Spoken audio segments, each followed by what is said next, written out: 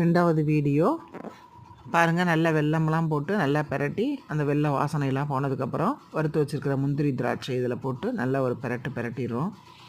பெரட்டிட்டு அதை எடுத்து சுவாமிகிட்ட வச்சுட்டு மஞ்சள் கொத்து கட்டுறோம்.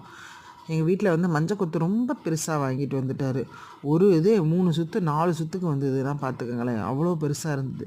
கட்டினோடனே பொங்கல் பானையை எங்கேன்னு தேடி பார்த்தா பொங்கல் பானையவே காணோம். அடடா இப்படி வைக்க வேண்டான்னு சொல்லிவிட்டு வேறு மாதிரி வச்சுட்டு சுவாமிக்கு நைவேத்தியம் பண்ணிட்டோம். தேங்காய், வெத்தலைப்பாக்கு, பழம், ஊதுபத்தி, சூடன், சாம்பிராணி எல்லாம் காமிச்சு பால் நைவேத்தியம் பண்ணி சக்கரை பொங்கல் நைவேத்தியம் பண்ணி சூட தீபாராதனை எல்லாம் காமிச்சு, சுவாமி உங்களால் நாங்கள் இன்றைக்கி நல்லா இருக்கோம், தை பிறந்திருக்கு, நல்லபடியாக வழி பிறக்கட்டும்னு சொல்லிவிட்டு எங்களுக்காகவும் எல்லாருக்காகவும் வேண்டிட்டு தீபாராதனையை எடுத்து கண்ணில் ஊற்றின்ட்டு நமஸ்காரம் பண்ணிவிட்டு அப்படியே வழக்கம் போல் ஒரு செல்ஃபி எடுத்துகிட்டு இந்த வீடியோவை நல்லபடியாக முடிச்சிட்டேன். தேங்க்யூ.